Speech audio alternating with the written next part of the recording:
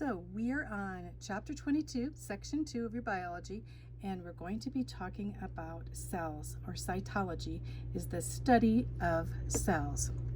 In this section, we're going to be talking about eukaryotic cells. Eukaryotic cells are basically the cells of plants and animals, mankind. We're all in the category that we have eukaryotic cells.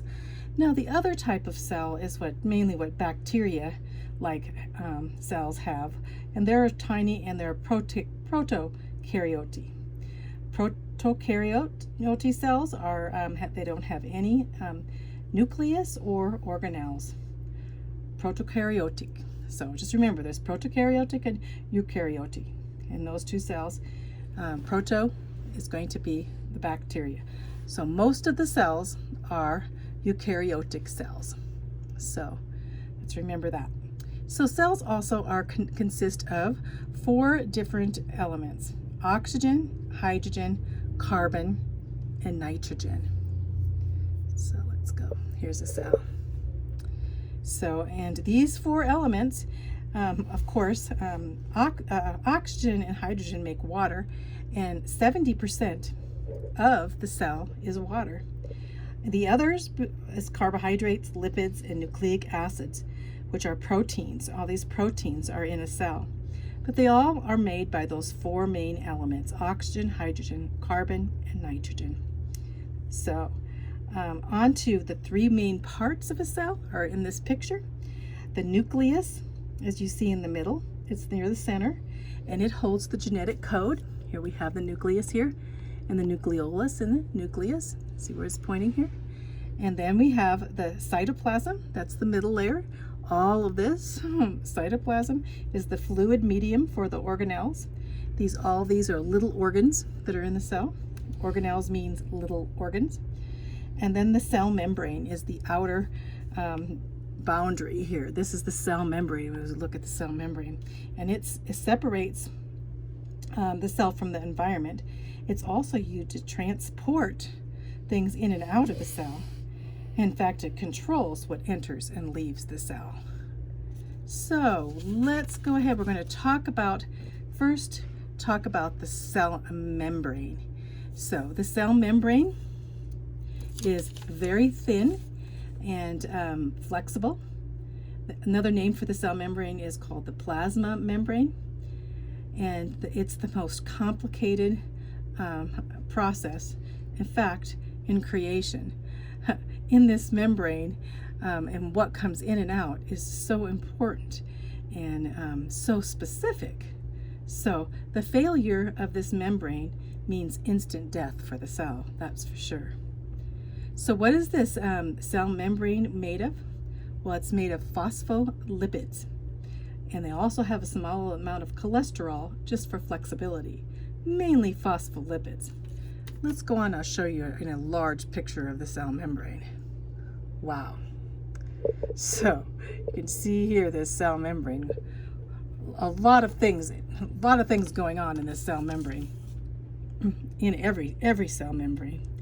So as you see here, they cluster to form these there's 2 different layers here.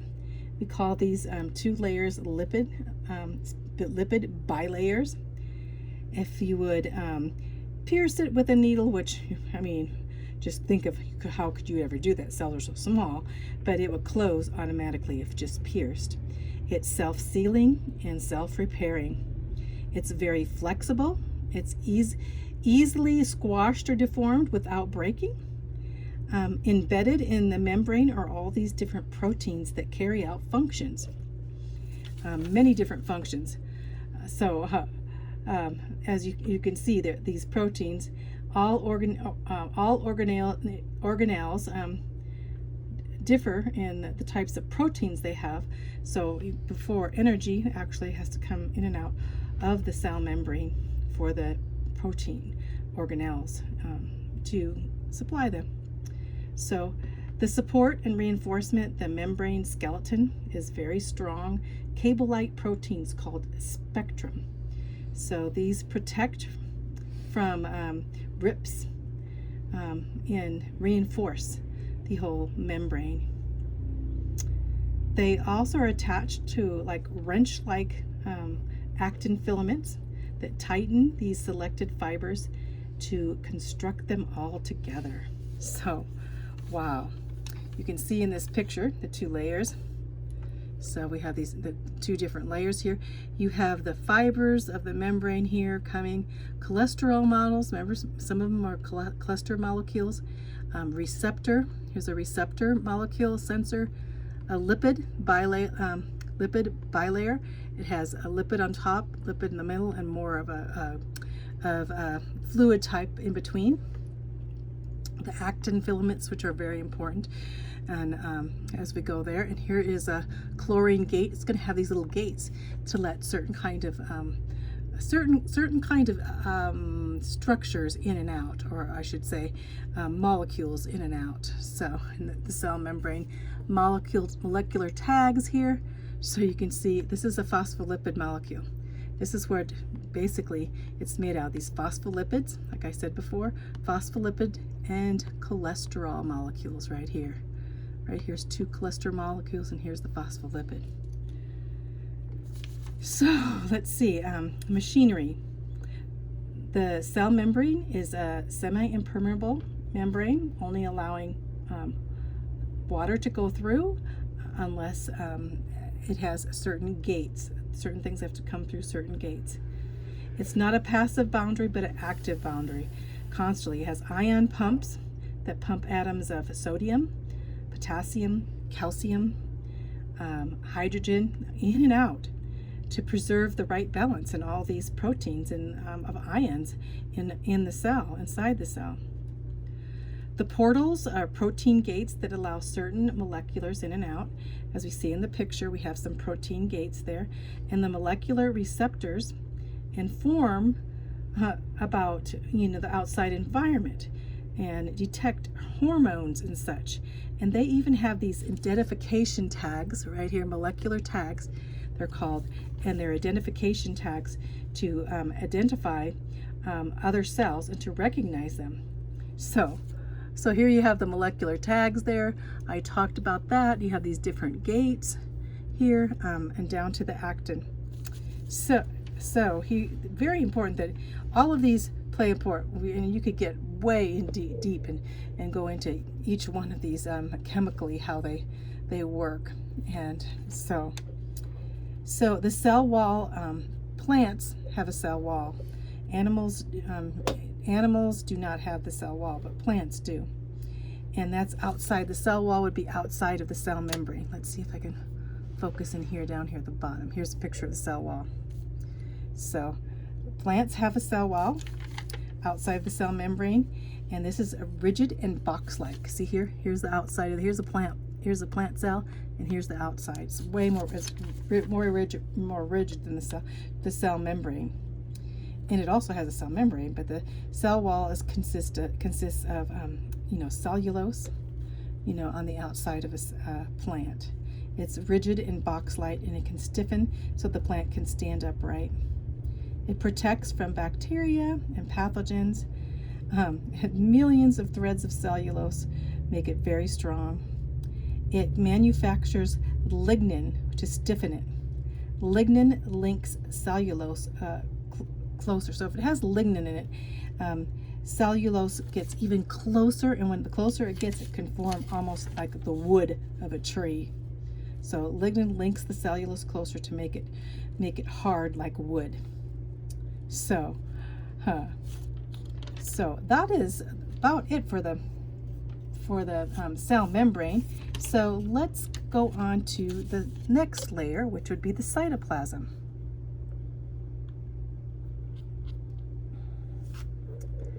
So the cytoplasm, the working area of the cell. So let's talk about the cytoplasm. The cytoplasm is jelly-like. I said I was going to say it's like a matrix before. It's not very watery. It's more jelly, and it is basically within the cell membrane. It is what holds all of these organelles together. Let me get this back over. There we go. So it holds all holds all these organelles, and they kind of like float, you know, or exist so they can move around. Some of them move around within the cytoplasm. The chief role of the cytoplasm is to act as a medium, like water would be in a pond, right? So enzymes, large proteins are found floating around. These are enzymes for chemical reactions. They're large, enzymes are catalysts for chemical reactions, and they're in the midst. That there's actually 3 parts right here, and listed here, the 3 parts of that are inside of the cytoplasm. So first of all, this cytosol is this jelly-like fluid that's packed in there. And then we have the organelles, and the organelles are the diverse little organs that are all inside of here, all these little organs inside. And then we have the cytoskeleton. And the cytoskeleton, actually that too, the skeleton of the cell is the cellular framework, and it's composed of microtubes that are hollow little rod-like girders in the midst. And these microtubes are made of tubulin, actually, tubulin to hold them together. And there's thousands of them, like a complex latex that hold them all together, or lattice. So here we have see where the membrane skeleton, you know, and the nuclear lamins, actin filaments, microtubes. This is in the cytoskeleton here, and centrioles, centriosome, intermediate. So here we have this here being the centriole and the centrosome, and we're going to talk about that a little bit later. But this in the midst of the cytoskeleton, and these are the microtubules. You see, they're tubulin are these tiny molecules, and they're coming together so that they can put together this skeleton in the midst of the cytoplasm. So just a lot of little parts. So in the cytoplasm, the nucleus is held there, and that's the control center in the midst. And then also it holds the mitochondria. We're going to talk about them later. These little mitochondria, like they look like little burritos or something there. I don't know how to describe them, but they're very they're where the power plants, they produce the energy of the cell. And then these little ribosomes, and we'll talk about them later too, the factories. But the cytoplasm holds these all together. Okay, let's see. Okay, this whole area is like a mass transit highway system of microtubes. The ribosomes are packaged and sent in vesicles and transmitted back and forth, almost like a two-way highway in opposite directions. There's also moving microtubes can be moved and rapidly dissolved and reconstructed to change the cell's shape. The cell can change its shape by the cytoplasm. So it's like reconstructed, like winches and cables that shift and move the factories around and power plants. Also, cells can be like creeping cells. Cytoskeleton can allow a cell to move about and change its shape. It's a shapeshifter, right? Kind of like amoeba, you know. So these are coordinated in the microtubule organizing center. And that's what we're going to talk about, right? This little center there is where the centrosome is located, near the nucleus here. And these little things, okay, let's look here. So this is the centriole and the centrosome. So you can see here, centriole and the centrosome. And this is very important because near the nucleus, the centrioles are made of this tubulin. They have an important role in cell development and cell division. When the cells start to divide and become other cells, this is ignited. The centrioles are ignited for the cell to split and become another cell, and to develop, reproduce other cells. So these are the centrioles. So let's see what else is in the cytoplasm, and we're going to look into that. We're going to start looking first at the mitochondria. So let's go down here. It's a mass transit system, that's for sure.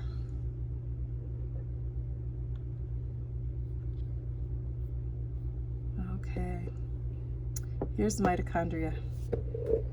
Focus in right there at that picture.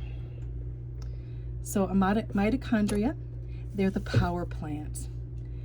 And basically they oxidize or burn carbohydrates and fats and use them for energy. They produce ATP. So what's ATP? Adenosine triphosphate. Basically, these cells carry the energy, ATP. So whenever you think of ATP, just think of energy, activating energy. So the mitochondria are kind of sausage shaped. Like I said, I always said like burrito shape, but sausage shaped. They're pretty large inside there. They're outer members and inner membranes. They have the outer membrane that has many portholes there to allow passage through, and then the inner is very highly folded, more surface, and to be very selective.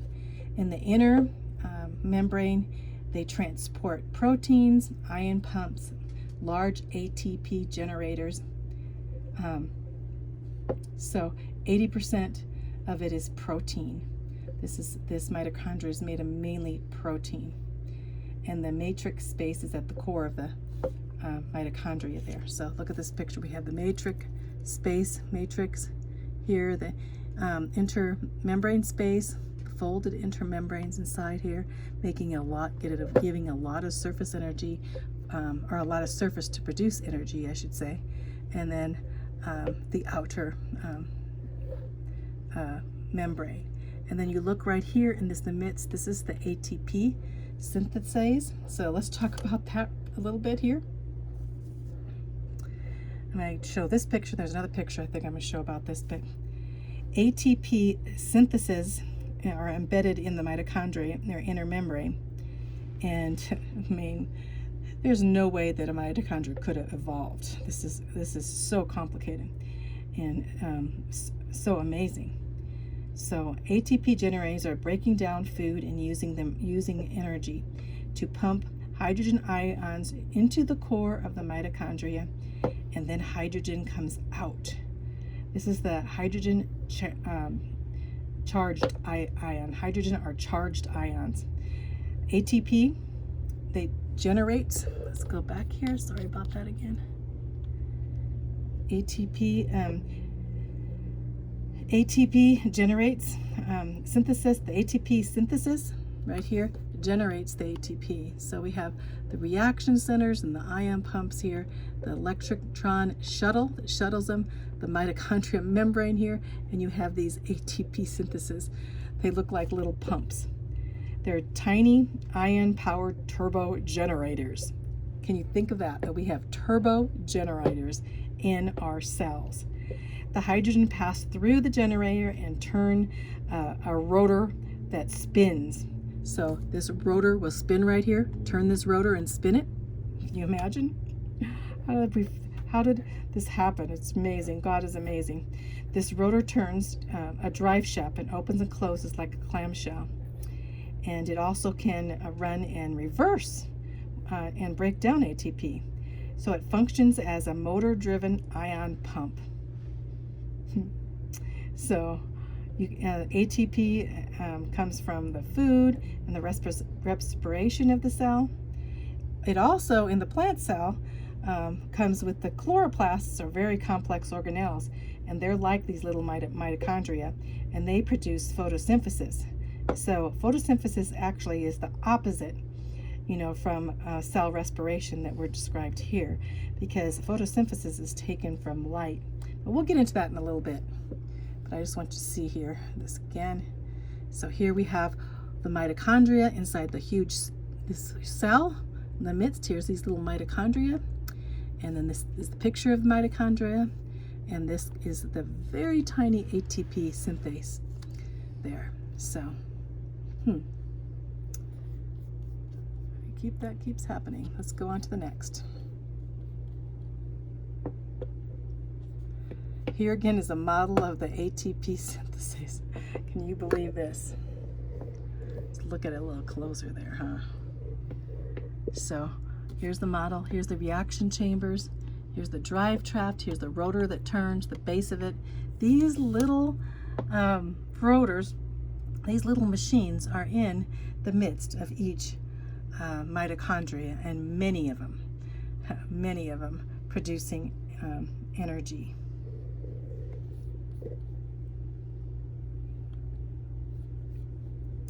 Well, I'm going to stop there because I'm not going to be able to get through this whole section, but we'll continue because I'm going to talk about a lot of other little organelles, and then we're going to talk about what's in the nucleus with the DNA.